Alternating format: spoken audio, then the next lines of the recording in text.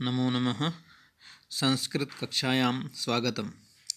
आइए आज हम लोग संस्कृत कथा नाटक कौमुदी के अन्योक्ति मौक्तिकानि नामक पाठ को पढ़ते हैं। पाठ परिचय।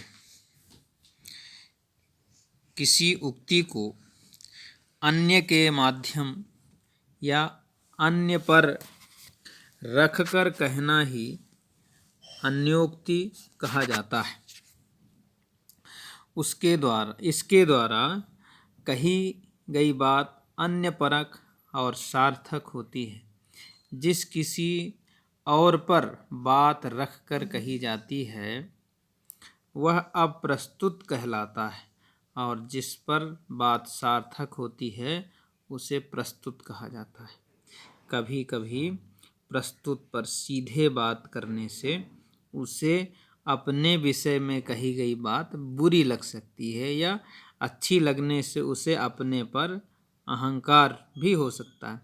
अतः किसी की बुराई और प्रशंसा करने का सबसे अच्छा एवं प्रभावात्मक माध्यम अन्योक्ति है। अन्य धन उक्ति, अन्य माने दूसरे के द्वारा, उक्ति माने कथन, दूसरे के द्वारा कथन होता है। प्रस्तुत पाठ में बादल के माध्यम से दानी व्यक्ति को, शंख के माध्यम से सम्मानित व्यक्ति को, भ्रमर के माध्यम से प्रवासी को, पार्वती के माध्यम से व्यस्त पति की पत्नी को, राजहंस के माध्यम से गुणी व्यक्ति के महत्व को, मोर एवं चातक के माध्यम से सच्चे प्रेमी को, स्वर्ण के माध्यम से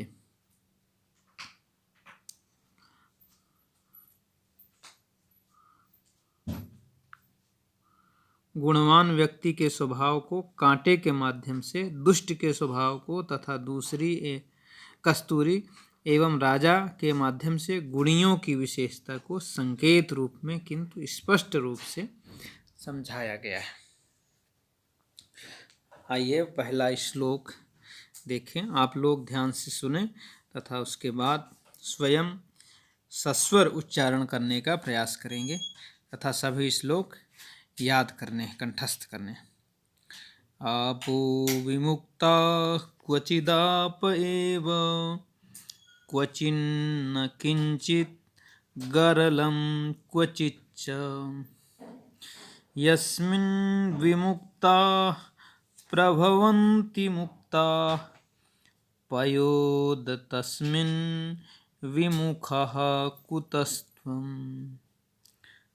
फिर से एक बार देखेंगे। आपो विमुक्ता क्वचिदाप एव क्वचिन्न किंचित् गरलं क्वचिच्च यस्मिन् विमुक्ता प्रभवन्ति मुक्ता पयोद तस्मिन् विमुखः कुतस्त्वम्। पयोद,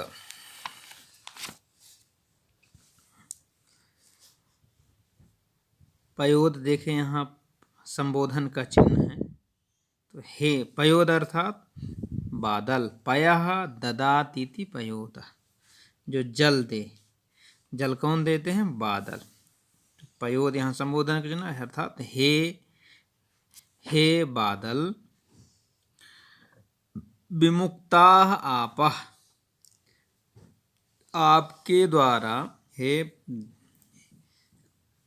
हे पयोद, हे बादल, आपके द्वारा विमुक्ता माने छोड़ा गया, आपः अर्थात जल, क्वचिदाप एव, क्वचित धन आप एव, कहीं कहीं वह आप अर्थात जल ही रहता है। आपके द्वारा छोड़ा गया जल कहीं कहीं जल ही रहता है। क्वचित न किंचित, देखें क्वचित न किंचित। कहीं कहीं वह जल कुछ भी नहीं रहा अर्थात सूख जाता है। और क्वचित गरलम, और कहीं कहीं वह जल जहर, गरलम अर्थात जहर बन जाता है। यस्मिन् विमुक्ताः मुक्ताः प्रभवन्ति, कहीं कहीं आपके द्वारा छोड़ा गया जल मोती के समान हो जाता है, मोतियां उत्पन्न कर देता है।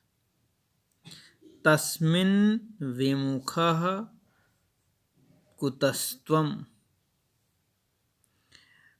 तस्मिन् त्वं कुतः विमुखः, तू उससे विमुख क्यों है। हे बादल, तू उससे विमुख क्यों है, विमुख कहाँ है। फिर से देखें,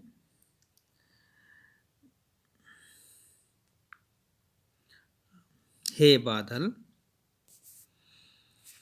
आपके द्वारा गिराया हुआ जल कहीं कहीं जल ही रहता है। क्वचित आप एव, क्वचित न किंचित, कहीं कहीं वह कुछ भी नहीं रहता। और क्वचित च गरलम, और कहीं कहीं वह विष बन जाता है। और कहीं कहीं वह गिरने पर मोती बन जाते हैं। पायो तस्मिन् विमुखः कुतः त्वं, तस्मिन् त्वं कुतः विमुखः। बादल, तू उससे विमुख क्यों है। यही इसका अर्थ है। दूसरा देखेंगे, दूसरा श्लोक।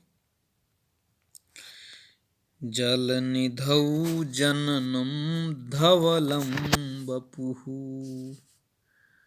मुररिपुरपि पाणितले स्थितिः इति समस्तगुणान्वितशङ्खभो कुटिलता हृदयान्न निवारिता।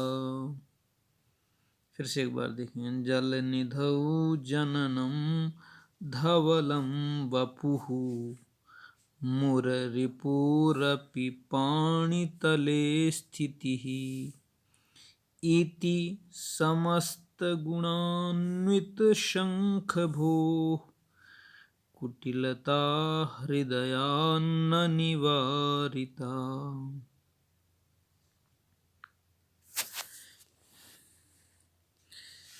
इसमें देखिए, शंख के लिए इसमें कहा गया है, हे शंख, भो शंख। यहाँ देखिए, भो शंख, हे शंख।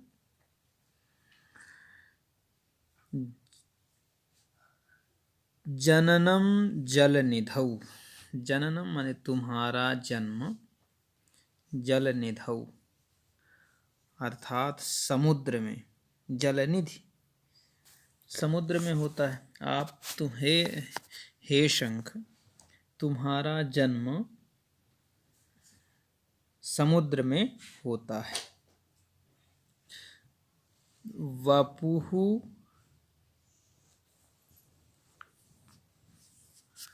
वपुः माने शरीर, धवलम तुम्हारा शरीर सफेद है। धवलम अर्थात सफेद, श्वेत वर्ण का है। और तुम्हारा निवास स्थान, स्थिति माने तुम्हारा निवास स्थान, मुररिपोः पाणितले, स्थिति ही अपि, देखिए यहाँ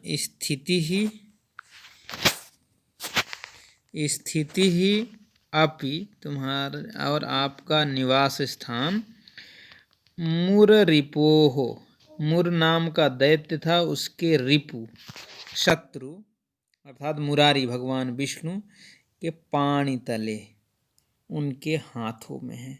भगवान विष्णु के हाथ में हमेशा रहते हो। इति समस्त गुणान्वित शंख भो। इन हे शंख, इन सारे गुण से गुणान्वित माने इन गुणों से संपन्न होते हुए भी हृदयात् कुटिलता न निवारिता। तुम अपने हृदय से इस टेढ़ेपन को नहीं निकाल पाए। सारे गुण तो हैं, लेकिन तुम्हारी यह कुटिलता नहीं निकली। फिर से एक बार देखेंगे।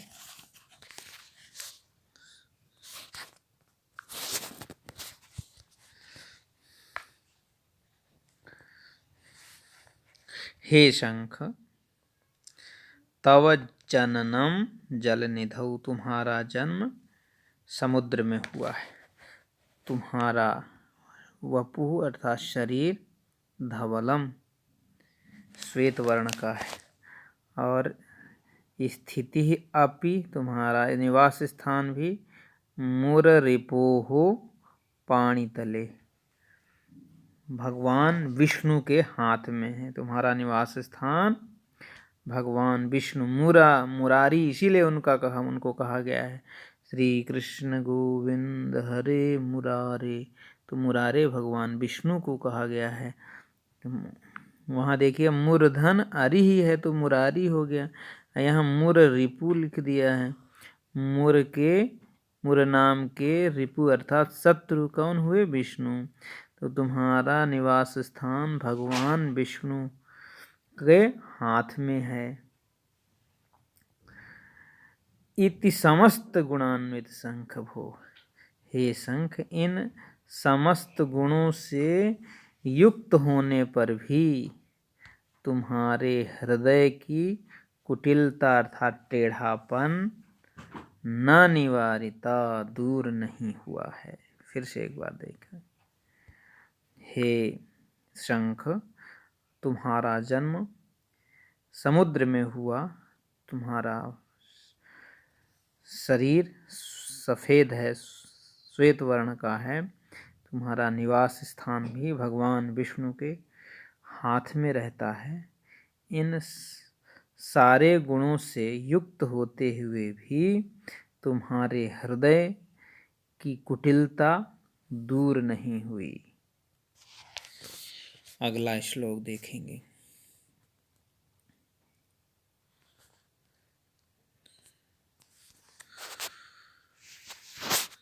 अलिरयं नलिनीदलमध्यगः कमलिनी मकरन्दमदालसः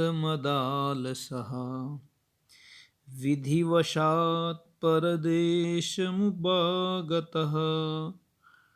कुटजपुष्परसं बहुमन्यते।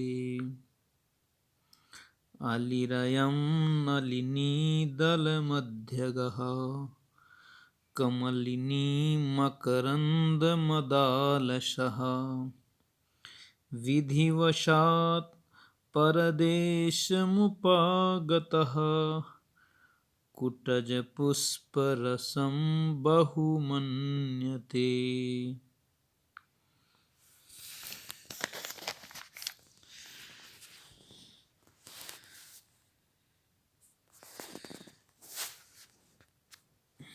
नलिनी देखें, नलिनी दल मध्यगः, नलिनी दल मध्यगः।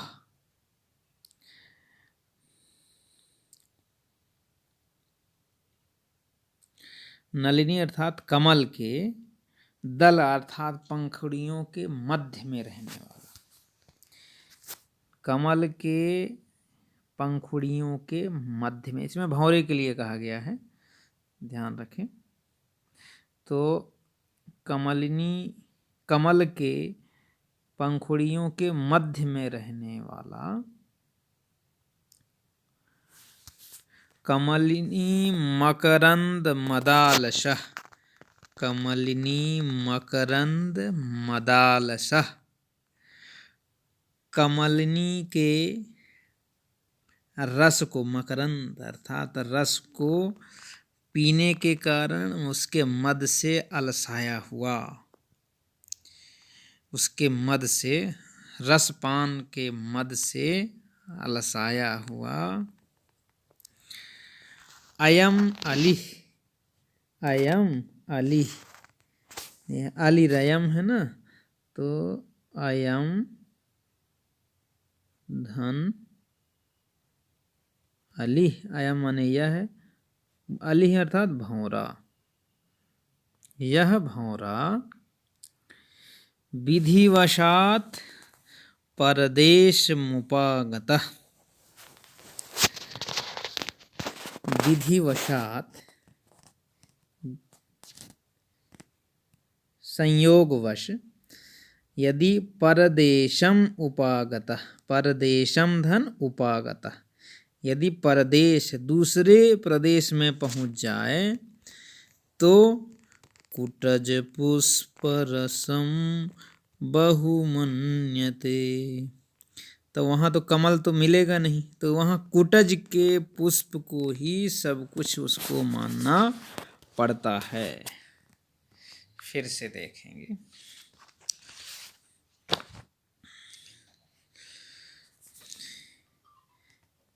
यह जो अली भौरा है, नलिनी दल मध्यगा, कमलिनी के मध्य भाग में विचरण करने वाला है। कमलिनी मकरंद मदालसः, कमलिनी के मकरंद के पान से अलसाया हुआ है। यह भौरा विधिवशात, दैव योग से, भाग्य से, यदि परदेशम उपागतः, परदेश में पहुंच जाता है तो वहाँ कुटज पुष्प रसम, कुटज के पुष्प रस को ही बहुत कुछ मानता है। फिर से देखें, कमलिनी के पंखुड़ियों में रहने वाला, कमलिनी के मकरंद के मकरंद पान से अलसाया हुआ अयम अली, यह भौरा विधिवशात संयोगवश, यदि परदेशम उपागतः, परदेश चला जाता है तो वहाँ पर कुटज पुष्प रसम बहुमन्यते, कुटज के पुष्प रस को ही बहुत कुछ मानता है, सब कुछ इसी को मानना ही पड़ता है। अगला श्लोक देखें, उरसी फणिपतिः शिखी ललाटे, शिरसि विधुसुरवाहिनी जटायां, प्रिय सखी कथयामि किं रहस्यं, पुरमथनस्य रहोऽपि संसदेव। उरसी फणिपतिः शिखी ललाटे, शिरसि विधुसुरवाहिनी जटायां, प्रिय सखी कथयामि किं रहस्यं, पुरमथनस्य रहोऽपि संसदेव।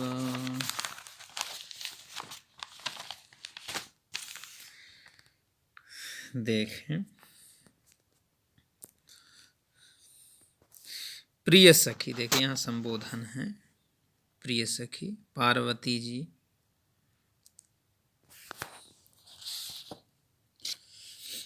पार्वती जी किसी अपने सखी से कहती हैं कि हे प्रिय सखी, प्रिय सखी, हे प्रिय सखी, उरसी, उरसी माने वक्षस्थल पर, किसके वक्षस्थल पर, भगवान शिव के, भगवान शिव के उरसी अर्थात वक्षस्थल पर, फणिपति ही, उरसी फणिपति, वक्षस्थल पर तो फणिपति है अर्थात नाग देवता रहते हैं।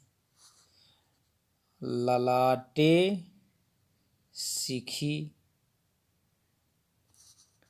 और ललाट में अग्नि, तीसरा नेत्र जो है, तृतीय नेत्र अग्नि की स्वरूप,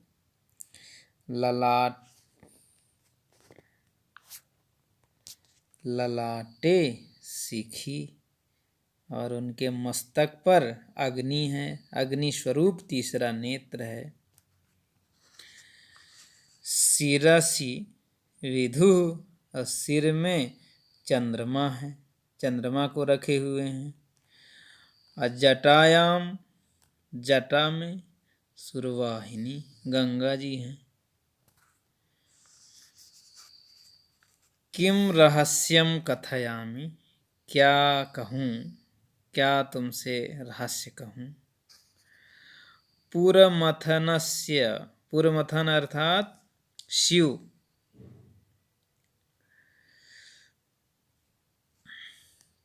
शिव का रहा माने एकांत रहना भी, एकांत होना भी, संसदेव, पुरमथनस्य रहा अपि संसद, रहा अपि संसद एव, उनका एकांत भी एक सभा के समान ही है, क्योंकि इतने सारे सब लोग वहीं रहते हैं साथ ही में हमेशा, इसलिए सभा हमेशा लगी ही रहती है। देखें एक बार फिर से अर्थ देखेंगे। पार्वती जी अपने किसी सखी से कहती, हे प्रिय सखी, मेरे पति शिव के वक्षस्थल पर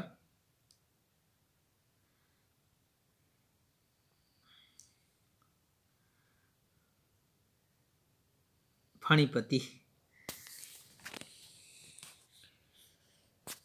नाग रहते हैं, वासुकी नाग रहता है। शिखी ललाटे, ललाटे शिखी, मस्तक में तीसरे नेत्र स्वरूप अग्नि है। शिरसी विधुहु, सिर में चंद्रमा है, जटाओं में गंगा है। हे प्रिय सखी, मैं क्या कहूँ, क्या रहस्य कहूँ। पुरमथनस्य अर्थात शिव जी का एकांत होना भी सभा के समान होता है।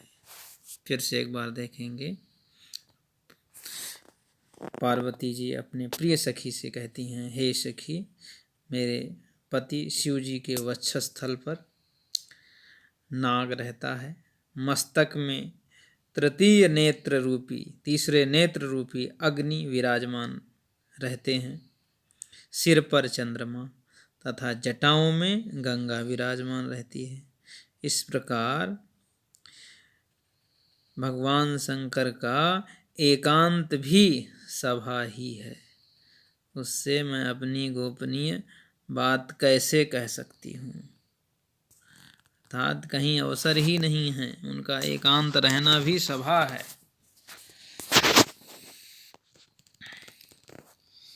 अगला देखें। एकेन राजहंसेन या शोभा सरसो भवेत्, न सा बकसहस्रेण परितस्तीरवासिना। एकेन राजहंसेन या शोभा सरसो भवेत्, न सा वकसहस्रेण परितस्तीरवासिना।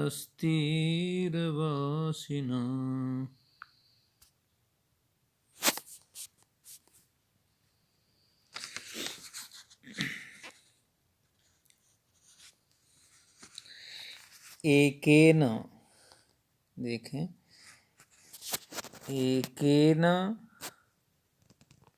एकेन राजहंसेन सरसः, एक हंस से, एक राजहंस से, हंसों का राजा राजहंस, हंसानाम राजा राजहंसः, तो एक हंस से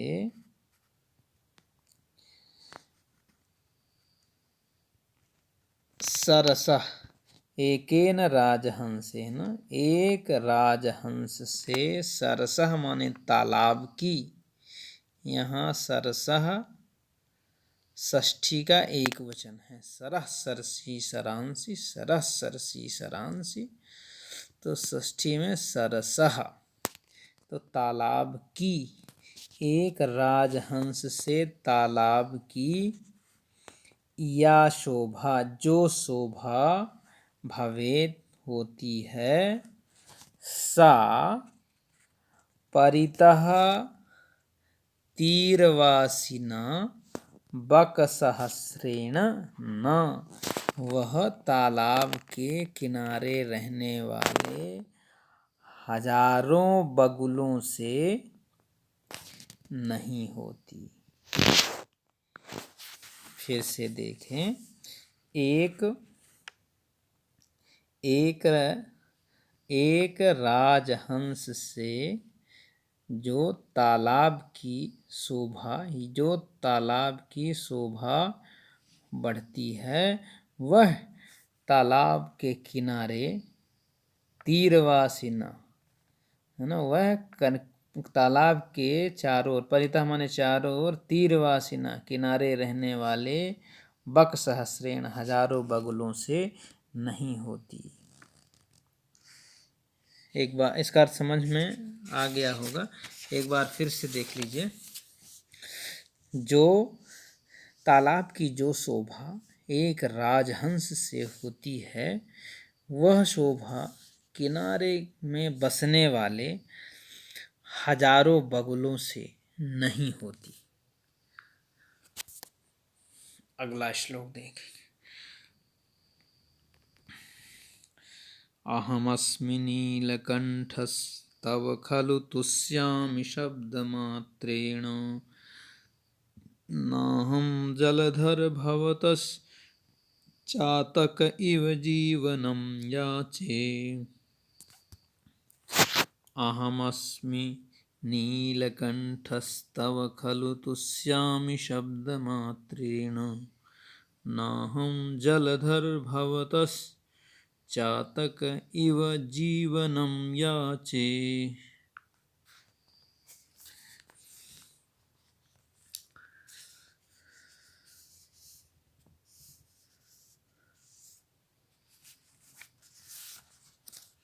देखें इसको, जलधर, देखिए यहाँ संबोधन है जलधर में, तो इसमें मोर कहता है किससे, बादल से। जलधर किसको कहता है, कहा गया है बादल को, जल को धारण करने वाला जलधर। किसके पास जल रहता है, बादल के पास। तो जलधर अहम नीलकंठः अस्मि, अहम नीलकंठः अस्मि, हे बादल मैं नीलकंठ हूँ, अर्थात मोर हूँ। तव शब्दमात्रेण तुष्यामि, मैं तुम्हारे शब्दों को सुनकर ही तुष्यामि प्रसन्न हो जाता हूँ। अहम, ये देखिए अहम, यहाँ न धन अहम, न धन अहम नाहम बन गया। तो अहम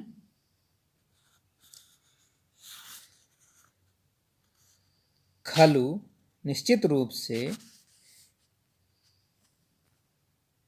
चातकः इव, पपीहे के समान, भवतः माने आपसे, पंचमी का विभक्ति का रूप है, आपके समान, भवतः आपसे माने उसे, चातक के समान, पपीहे के समान, भवतः माने आपसे, जीवनम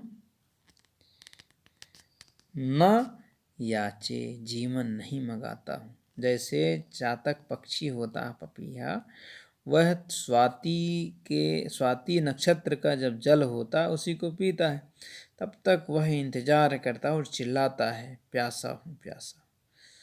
तो वह बादल से जल की याचना करता है, लेकिन मोर कहता है कि हे बादल जलधर, हे बादल, अहम नीलकंठः अस्मि, मैं नीलकंठ हूँ, अर्थात मैं मोर हूँ। मैं तुम्हारे शब्द मात्र से तुष्यामि, प्रसन्न हो जाता हूँ, गर्जना मात्र से संतुष्ट हो जाता हूँ। मैं आपके चातक के समान नहीं हूँ जो आपसे हमेशा जल मांगता रहता है ना।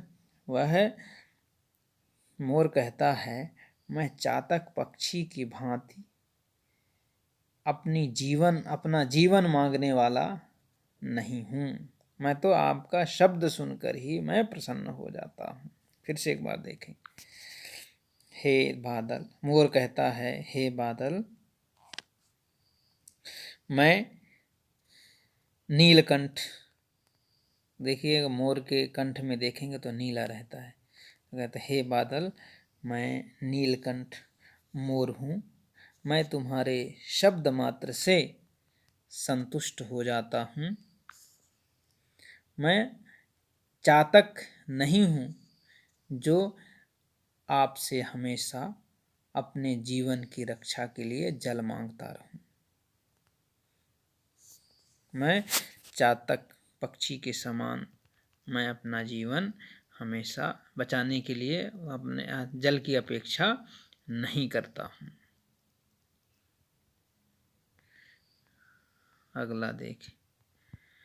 अग्निदाहेन मे दुःखं छेदेन निकषेन वा, यत्तदेव महद्दुःखं गुञ्जया सह तोलनम्।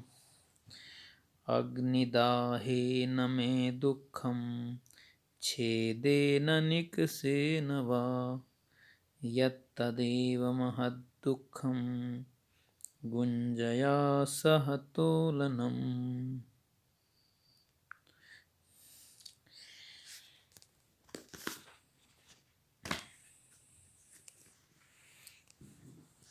इसमें स्वर्ण कहता है सोना। देखिए अग्निदाहे, यहाँ देखिए अग्निदाहे, अग्नि की उस आग में उसको जलाया जाता है, गरम किया जाता है। तो वो कहता है कि अग्निदाहे, अग्नि से जलाने में, निकसे कसौटी पर, निकसे अर्थात कसौटी पर, मैं दुखम न, मुझे कोई दुख नहीं है ना। अग्निदाहे छेदे, अग्निदाहे अग्नि में जलाने में, छेदे माने काटने में, निकसे व, निकसे व में दुखम न। फिर से देखें।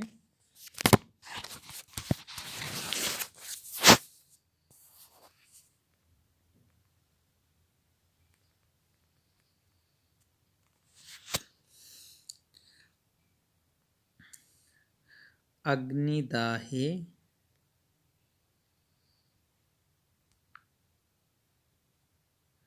अग्निदाहे अग्नि से जलाने में,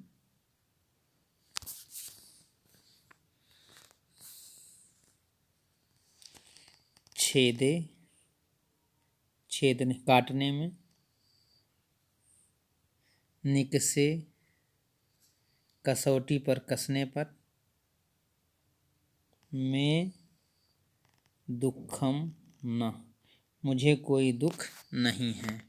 स्वर्ण कहता है कि अग्नि से जलाने में, काटने में, कसौटी पर कसने में मुझे कोई भी दुख नहीं है। यत यत गुंजया सह तोलनम, जो एक घुंघचू के साथ मेरी तुलना की जाती है, तत एव महद दुखम, एक छोटी घुंघचू के साथ मेरी तुलना करना वही मेरे लिए बड़े दुख की बात है, दुखद है।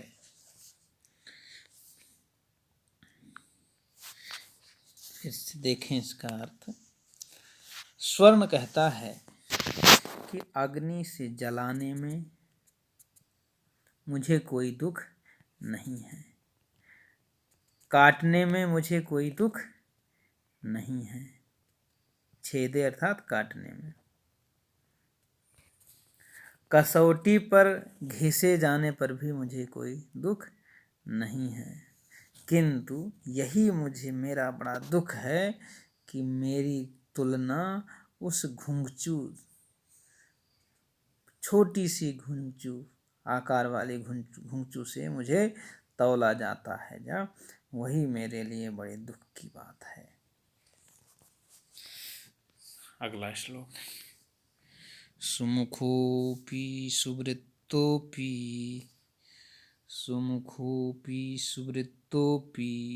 सन्मार्गपतितोऽपि सन्, सतां वै पादलग्नोऽपि व्यथयत्येव कंटकः।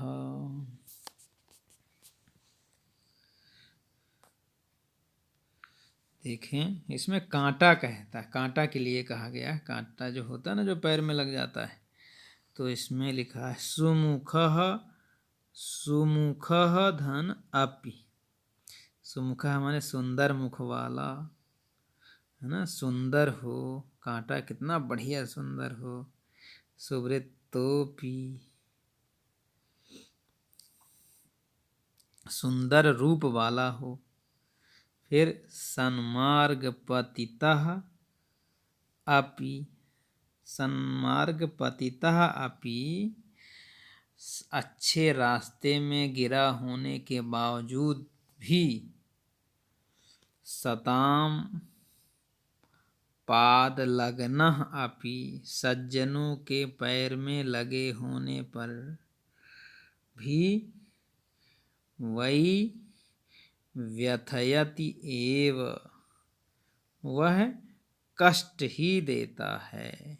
ये कंटक है, जो कंटक है कांटा, वह कैसा है देखें। सुमुखोऽपि, सुंदर मुख वाला हो, सुंदर हो, सुंदर मुख वाला हो। सुवृत्तोऽपि, सुंदर रूप वाला हो। सन्मार्गपतितः सन अपि, अच्छे रास्ते में गिरा हुआ भी। सताम पादलग्नः, सताम माने सज्जनों के पैरों में लगा हुआ, तब भी कंटकः माने कांटा, व्यथयति, कष्ट ही देता है। ऐसा नहीं कि जो बड़े आदमी के लगा है तो वो ना दुख दे, अच्छे रास्ते में लगा है, गिरा है तो ना दुख दे। सुंदर है इसलिए वह कष्ट न देगा, वह कष्ट देगा ही, है ना। तो उससे हम फिर से एक बार देखेंगे।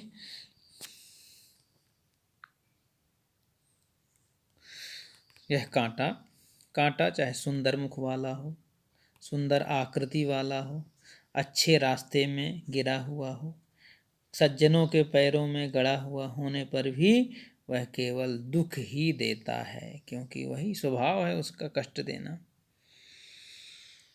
अगला श्लोक। आई त्यक्तासि कस्तूरी पामरै पंकशंकया, अलम खेदेन भूपाला किं न सन्ति महीतले। आई त्यक्तासि कस्तूरी पामरै पंकशंकया, अलम खेदेन भूपाला किं न सन्ति महीतले। इसमें कस्तूरी के लिए कहा गया है। देखिए, हे कस्तूरी, कस्तूरी संबोधन है।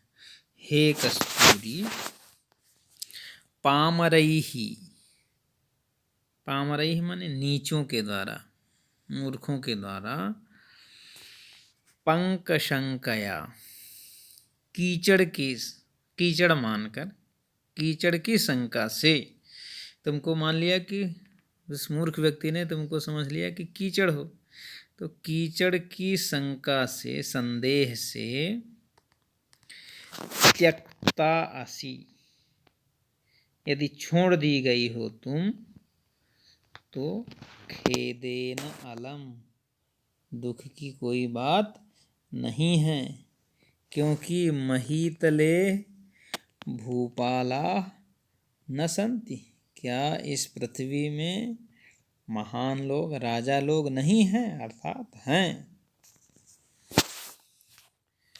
हे कस्तूरी, मूर्खों ने तुमको कीचड़ समझकर त्याग दिया है, त्यक्तासी, तुम त्याग दी गई हो,